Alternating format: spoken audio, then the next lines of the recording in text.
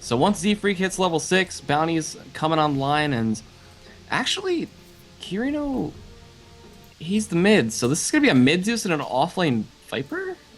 Yeah, this is offlane Viper. WAP was the Clockworker last game. Maybe they'll do 2-1-2s just to guarantee the Viper's safety? For battle. Weird setup. Yeah, it's not exactly what you would expect, but I think a dual lane could work fine here, honestly. Combining with the Viper and the Naga would be fine. In this case, it looks like that's what they're going to do.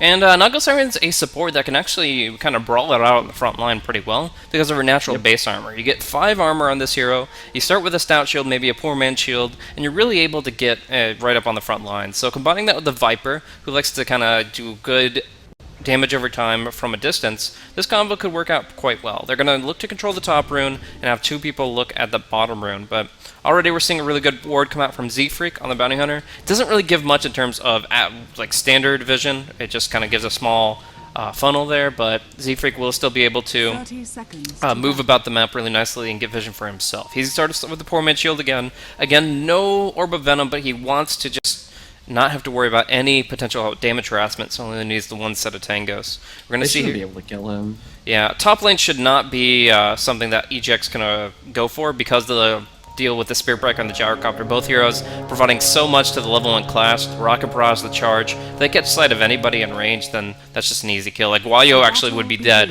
if Complexity had sight, but obviously it's just going to be Swindle Melons picking up the Bounty Rune, and a nice grab from Z-Freak there. Bounty gets the bounty, and moves himself ever quicker to that important level 2. I feel like Bounty Hunter should have that passive, like whenever he picks up a Bounty Rune, he gets a little bit of extra gold. Not Alchemist. It just seems like it'd work better, or fit like kind of the lore a little bit. But all right, both runes the complexity, like we said. A little bit of prioritization towards the mid lane here, coming out from Z-Freak, maybe a courier kill, and maybe we'll get lucky this time. But gotta say, I'm keeping an eye out for Pain this time. He shouldn't be too inhibited against the Moonmeander, the Moonmeander Spirit Breaker, and this offlane Viper.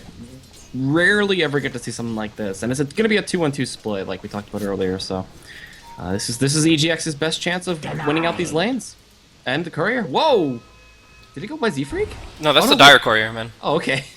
So it delivers some clarities out here. Z-Freak, he's got that 1 Sentry Ward, he's got the clarities, and he's ready to keep roaming continuously. This means he has pretty much all the mana he'll need for Shadow Walks in the early game, and should also get an early Shuriken tossed out for potentially an earlier kill, even the first blood.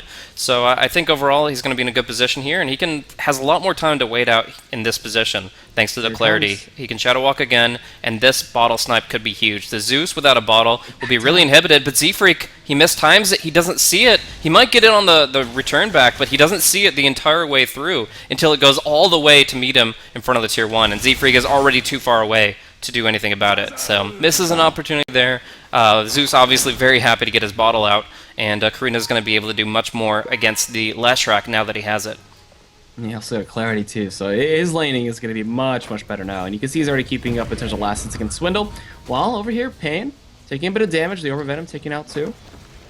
A little bit of 17% bash chance coming in as well from Moonmeander, and up top for this fight for the rune, Bolt Fly does pick it up, and Guayo's just a little too fast. Also, the best thing about Naga support is she has 320 base movement speed. Oh, we get a charge down bottom, though. That 17% bash came out onto Pain, and he'll get another one. That's 2 bashes in 3 hits, and that is going to be a first blood for Z-Freak, bringing him up to level 2 and giving him the Janata slow. So he is going to be even more of a menace here on this bottom lane. Unfortunately, the Lion, being only level 1, could only deal with 1 jump from the Spirit Breaker and couldn't deal with that charge.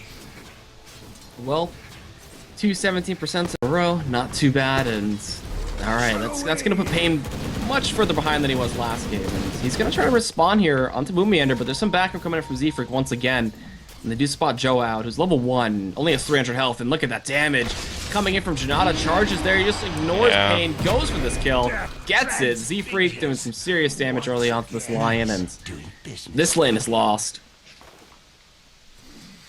Alright, so this is going to be more and more difficult. At some point, I think the Naga Siren might have to rotate down, and Karina's going to have to assist with the Thunder God's Wrath, or they're going to be able to get this lane back in their handle. Because right now, Z-Freak has just enabled the Spirit Breaker to do so much more, and it's just going to be more and more difficult for Pain to farm the items that he wants. I mean, he doesn't really want to Blade Mail this game because he knows everybody's going to be going for BKBs anyways, so he wants to go for that Midas build, but it's all about timing, and right now it's not favorable for the side of EGX. I mean, Pain is having trouble here just farming the lane. There's no pulling option available for the Lion.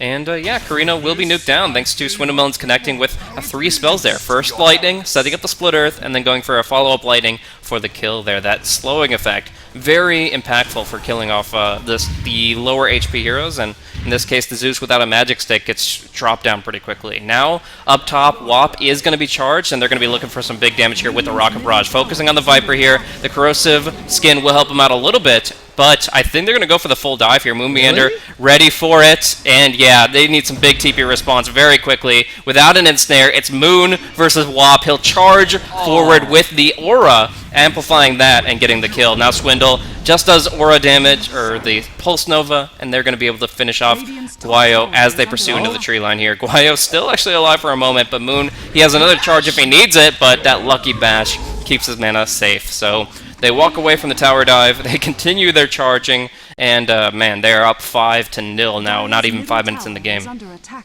Well, charging onto Pain, it seems. They wanted to go for potentially another kill down here. If they can find Joa, this is not too hard of a kill. He's only got 500 health, so charging down, Pain. He's got to realize it by now. He might let it connect and he try to bait it? No.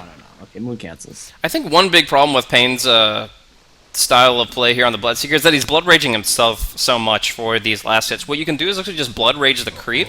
It does give more damage to the hero that might try to deny it, but if you're confident in your last hitting, you can just Blood Rage the creep instead of yourself, and that'll give you so much more. He's actually going to miss the Blood right here, and Blood Rages himself again. Z-Free gets the Janata. Moon kind of could have gone for the charge, but obviously Joa would have provided 2 different disables to try to get him out. Alright, and I mean, in terms of last hits right now, on top is still Swindle, but Pain really manages to find his farm, like, no problem. Despite all the aggression, despite all the roaming and stuff, it's not really hindering him too much. And, you know, he sees Z-Freak down here, and, okay, Moon, going for the charge. Oh, there's the Hex. There we go. That's the response we need, finally, coming out from Joa. It's just, he's been either out of mana or under-leveled. He's only been level 1 and can only do so much. So it's really just a tough position where you just need more at all times. We do now see Carino has level 6, and he's got actually 3 points in Arc Lightning. So he's been using that to kind of make up for the last hit deficit against the Leshrac.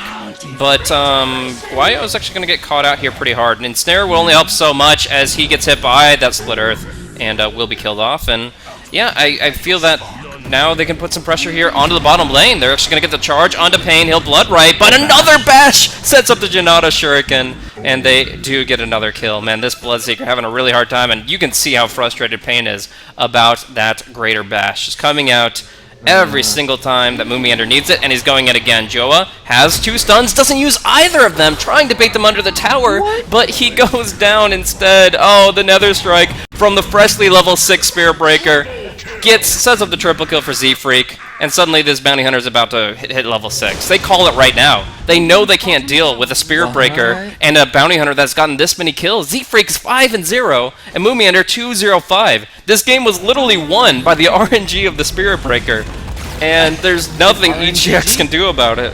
RNGG. It happens. Well, a little bit of rage. You could tell, like you said, how frustrated he was.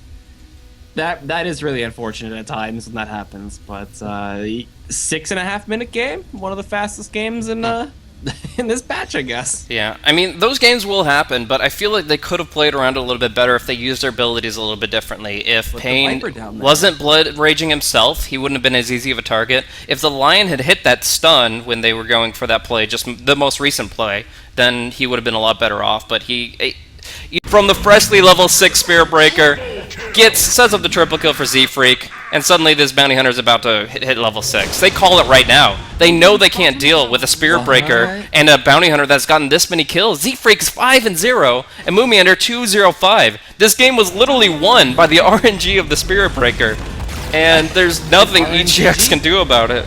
RNGG. It happens. Well, a little bit of rage. You could tell, like you said, how frustrated he was. That is really unfortunate at times when that happens, but 6.5 minute game, one of the fastest games in in this patch, I guess. I'll break their spirits and their backs.